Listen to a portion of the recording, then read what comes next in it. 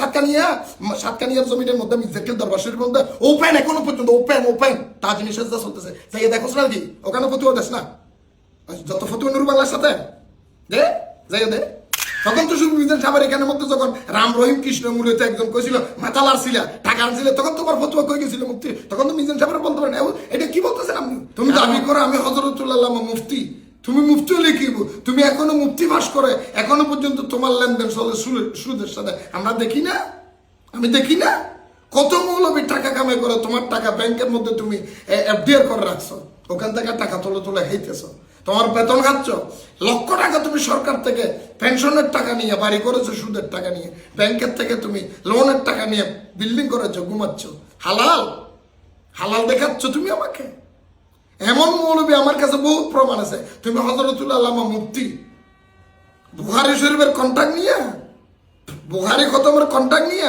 মসজিদের ইমাম সাহেবের দরিয়াই না খোলাইয়া দিও এই 2 পৃষ্ঠে পড়েছেন আর টাকাটা নিজের পকেটের মধ্যে নিয়ে হেরে দিছ অর্ধেক আর অর্ধেক তুমি কট খাইছো নিয়ে আরেক মৌলবীর কট খাওয়া মৌলবী তুমি আরেকজনের হক শিখাইতে আসছো না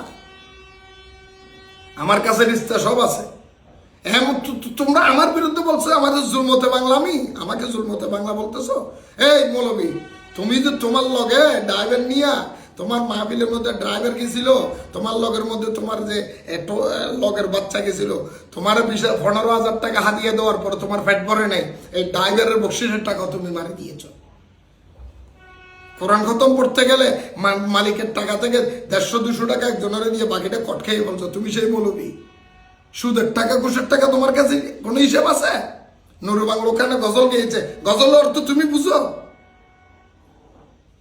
কই তখন তো তোমাদের মাথা ব্যথা নাই আমি তো দেখলাম ভিডিওর মধ্যে আমাদের আমি বিরোধিতা করতে যাচ্ছি না আজকে বলতে বাধ্য হচ্ছি পিএসপি গ্রুপের চেয়ারম্যান সুফি মিজানুর রহমান সাহেবের ঘরে যখন মধ্যে সেবা মাহফিল হয় তখন রাম কৃষ্ণ হরে মূলত একজন এরকম গজল গা তখন আপনি মাথা লাড়েন রামকৃষ্ণ মূলত একজন কি নামে ডাকবো তোমারে ভেবে পাই না মন এই গান যখন গাইছিলে তখন তোমার শিরিকের ফতোয়া কই গেছিল মোল্লা এই কানার দলের কানা এই জন্য লালন ফকির বলেছিলেন পণ্ডিত কানা অহংকারে সাধু কানা বিচারে মাতবর কানা সুগুল করে এই পড়ালেখার বাস শরীয়তের ফরা দিয়ে তুমি অন্ধ হয়ে গেছো মিয়া তুমি টাকার কাছে বিক্রি হয়েছ আবার বলো নুরু বাংলা কত টাকা বিক্রি হইয়া শিরের সাথে কেনে গেছে হ্যাঁ আমি টাকার জন্য গেছি তোরা যে কইছিস না যারা ভিডিওর মধ্যে টাকা লাগলো আমাদের আমি কইলাম তো দে টাকা দে আমার দে এমন কোনো বাপের ভূত থাকলে আমার আইয়া দিস তুমি কদ্দুর দৌড় আমি জানি না 2,000 টাকা মাহফিলের অ্যাডভান্স দিয়েছিলা আমি জেলখানায় গিয়েছিলাম 5 বছর পরে মাহফিল করে এই টাকা কাটতে রাখছো মিয়া তুমি আবার সুন্নি দাবি করো তখন তো শুধু মিজান সাহেবের এখানের মধ্যে যখন রাম রহিম কৃষ্ণ মূলত একজন কইছিল মাতালার ছিলা টাকা আনছিল তখন তোমার ফতুয়া কই গেছিল মুক্তি তখন তো মিজান সাহেবের বলতে পারেন এটা কি বলতেছেন আপনি কারণ ওখানে তো আপনি বলবেন না কারণ ওখানে বললে যে আপনার বন্দা কমে যাবে মাল কমে যাবে ওখান থেকে যে মাল দিয়ে আসছে তখন আপনার ধর্ম ছিল না কই আমির বান্ডার দরবার শরীফের মধ্যে প্রতি বুধবারের মধ্যে এইখানে দরবার শরীফের মধ্যে কেন্দ্র করে তাওয়াফ করে কত মৌলবী কত আলেম কত মোল্লারা যায় ওখানের মধ্যে তাওয়াফ করে হাবিবুর রহমান মেরে বাবা যান সাহেবে সুলতান আমিরুজ্জামান এই কথা বলে তাওয়াফ করে আবার আমাকে বলবে যে আমি কিন্তু আমির ভান্ডারের বিরুদ্ধে না আমির ভান্ডার দরবার শরীফের যে কর্ম আমি পছন্দ করি ভালোবাসি আমি একত্রিত হই আজকে দলিলের জন্য বলছিলাম এই মৌলবী মোল্লা তোমার ফতুয়া তখন কই গেছিল তখন তুমি আমির ভান্ডার বলতে পারো নাই এই তোমরা এই যে তাওয়াফ করতেছো তাওয়াফ তো কাবা করে হবে এখানে কেমন তাওয়াফ হয় এখানে তাওয়াফ হতে পারে না শিরিক কই আমির ভান্ডার দরবার শরীফের মধ্যে কত জায়গার মধ্যে শ্যামা হয় শ্যামার মধ্যে মেয়েরও গান গায় ওখানের মধ্যে আপনি বলতে পারেন নাই না যাই ফতুয়া দিতে পারেন নাই ওখানে দিবেন না কারণ ওখানে দিলে আপনি তো বুখারী খতমের মধ্যে দাওয়াত পাবেন না মাল পাবেন না আপনি তো মুহররমের মাহফিলে দাওয়াত পাবেন না উরুসের মধ্যে দাওয়াত পাবেন না কারণ মিলাদুন নবী 12 দিন ব্যাপী মিলাদুন নবীর মধ্যে তো আপনি দাওয়াত পাবেন না মোল্লা ওই আরেকজনের বিরুদ্ধে কইতে বলা লাগে না আমি জানি না মোল্লা তোমাদের খাচ্ছ কোরআন খতমের টাকা চুরি করে খাও বুখারী খতমের টাকা চুরি করে খাও সুদের টাকা চুরি করে খাও প্রতিষ্ঠানের দান বাক্সর টাকা চুরি করে খাও ইতিহাস কইলি তখন তোমার ফতুয়া চলে না কই আমির ভান্ডার মধ্যে কি একবার ফতুয়া লাগাও না দেখি মেজবান্ডার দরবার শরীফের মধ্যে একটু ফতুয়া লাগাও না দেখি, আমানুর শাহ দরবারে গিয়ে ফতুয়া লাগাও না দেখি। 5 মিনিট লাগে না আমানুর শাহ দরবারের মধ্যে, তুমি মোল্লা বই বই করে 10 মিনিটের ভিতরে টাকাগুলি খেয়ে ফেলো, হয়ে গেছে। কি হয়েছে? আল্লাহর কোরআন পরে তুমি আল্লাহর সাথে ধোঁকাবাজি করতেছো, মিয়া না পরে খাচ্ছ। বুখারী শরীফ পরে নাম দিয়ে না পরে 2 পৃষ্ঠা পরে হয়ে গেছে, খতম শেষ করে ফেলো। আল্লাহ রসুলকে ধোঁকাবাজি, যে মোল্লা রসুলকে ধোঁকাবাজি করে, রসুলের সাথে ধোঁকা দেয়, যে মোল্লা খোদারা ধোঁকা দেয়, সে আবার আরেকজনের ইতিহাস কি বুঝবে? হক হালাল বুঝো তুমি? কত ছাত্রের টাকা মেরে দিয়েছো তোমরা, কত হাজির টাকা মেরে দিয়েছো তোমরা। আমার কাছে ইতিহাস আছে সব। হজে নিবে বলো, উমরাতে নিবে বলে টাকা মেরে দিয়েছো। বড় বড় কথা, লম্বা লম্বা লেকচার কম দিবা। কই তখন তো তোমাদের দলিল আসে নাই, তখন তো তোমার দলিল যায়। মেজবান্ডার দরবার শরীফের মধ্যে শ্যামার মধ্যে যে এরকম, আমি মেজবান্ডার দরবারের শ্যামার পক্ষের মানুষ, কিন্তু আজকে বলতে বাধ্য হচ্ছি, বলতেছেন এটা ওটা। কই তোরা যে এত আমাদের সাতকানিয়ার জমিনের মধ্যে মির্জাকিল দরবার শরীফের মধ্যে ওপেন, এখনো পর্যন্ত ওপেন তাজমি সেজদা চলতেছে। যাইয়ে দেখোস না কি ওখানে ফতুয়া দেশ না, যত ফতুয়া নুরু বাংলার সাথে দে যাইয়ে দে। মনে রাখবেন, মাইজবান্ডার হক, শাইন ঠাসরুকুর হক, সত্যিকার আল্লাহর ওলির হক। কেউ যদি হক অলিদেরকে ব্যবহার করে, নিজে বন্ডামি করে, সেটার জন্য সে বন্ড দায়ী, অলিরা দায়ী না। অলিরা দায়ী না, বন্ড দায়ী। অলিরা কখনো দায়ী হতে পারে না। আমি সিরাজুল ইসলাম আল কাদের রহমতুল্লাহ আলের ইতিহাস যদি বলি, আমি 1 ঘন্টা 1.5 ঘন্টার মধ্যে ওদের জীবনী আমি ঘন্টার পর ঘন্টা বলতে পারবো। তোমরা কি মনে করতেছ সিরাজ সাউনি আমি কি একটা গজল গাইলাম, আপনাদের পাগল হয়ে যাচ্ছেন, পাগল ভাড়া হয়ে যাচ্ছেন। বহুত কিছু এবারে ধ্বংস করে দিয়েছে। বয়কট, হ্যাঁ বেটা তোরা আমি বয়কট করলাম, তুই আমার কি বয়কট করবি রে? তুই আমার কি বয়কট করবি? তুই কানার দল কি বয়কট করবি? কানায় ওলা মেলা বোবা দেখার রসগোল্লা, তোর চোখ আছে নি বেটা দেখার মতো? তুই গান কি বুঝবি বেটা?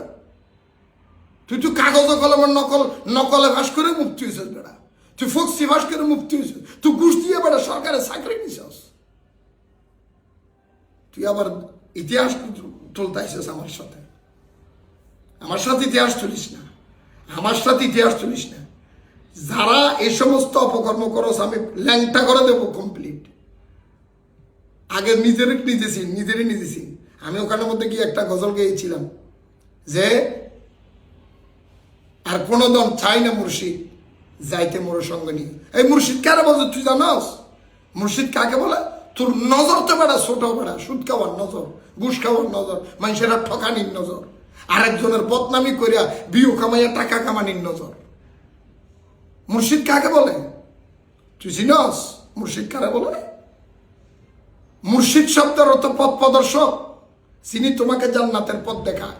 এই জন্য কবি নজরুলের একটা গজলের মধ্যে আছে, তৌহিদের এই মুর্শিদ আমার মুহাম্মদের নাম, যেই নাম জপলে বুঝতে পারে খোদারি কালাম, মুর্শিদ মুহাম্মদের নাম।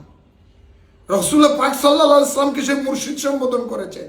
তাই শায়ের গজলের মধ্যে লিখেছেন আর কোনো দিন চাই না মুর্শিদ যাইতে তোমার সঙ্গে নিয়ে। বলছি ইয়া রাসূলুল্লাহ, আমি ইন্তেকালের পরে, মরে যাওয়ার পরে কিয়ামতের ময়দানে আমি কিছু চাই না, আপনি রাসূল পাকের গোলাম হিসেবে আপনার সঙ্গে করে আমাকে নিয়েন। সেটা বুঝাইছে গানের মধ্যে। তুই নেস কই? কারণ তুই তো বড় তোর নজরটা দাও তোর মতো যে বেনামাজি কতগুলি আছে না, সেগুলির তুই মুর্শিদ মনে করস। দাড়ি চাষা, শরীয়ত নাই, তরিকত নাই, বেড়ি নিয়ে লাফায়, হেডিরই মুর্শিদ মনে করস বেড়া। আমি তো এদেরই মুর্শিদ মনে করি না। তৌহিদের বড় মুর্শিদ রাসূল পাক সাল্লাল্লাহু আলাইহি ওয়াসাল্লাম। এটা কবি নজরুল বুঝেছে, তুই বুঝোস নাই। আমার রাসূল পাক সাল্লাল্লাহু আলাইহি ওয়াসাল্লামের জলিল কদর সাহাবী হাদিসে পাকের মধ্যে আসে, এটাকেই কেন্দ্র করে বলেছিলেন হযরত রবি ইবনে কাব ইসলামী রাদিয়াল্লাহু তাআলা আনহু। উনি বলেছিলেন ইয়া রাসূলুল্লাহ, আমার রাসূল পাক সাল্লাল্লাহু আলাইহি ওয়াসাল্লাম রবি ইবনে কাবকে জিজ্ঞেস করে, হে রবিয়া, সালমাশিতা চাও, আমার কাছে কি চাইবে চাও।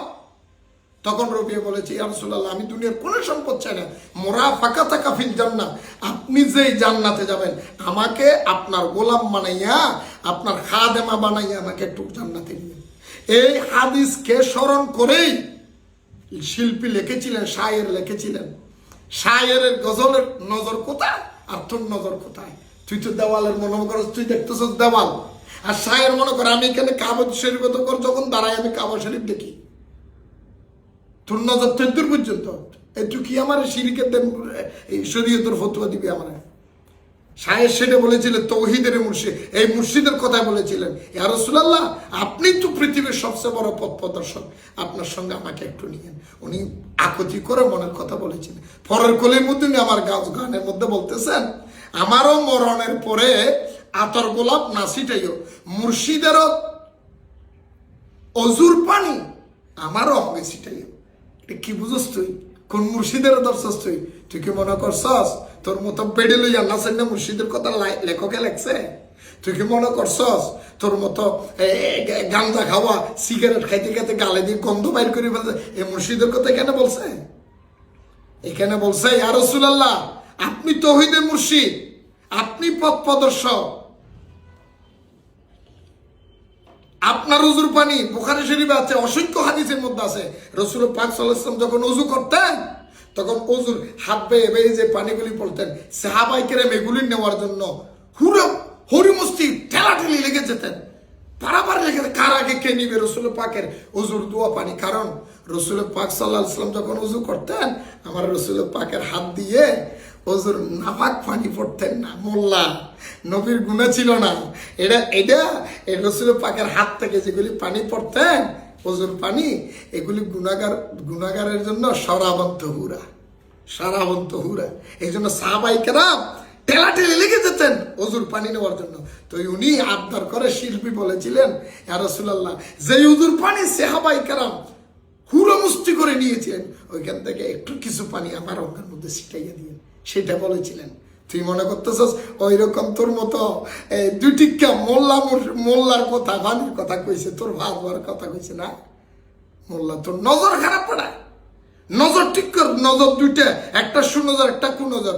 সুনজরে যে রসুল লিখেছেন উনি সাহাবী হয়, যিনি কুনজরে দেখেছেন উনি বেঈমান হয়। আবুল আহাবের তোর নজর তো খারাপ বেটা, তুই তো মানুষের দেখো কুনজরে, ছোট নজরে।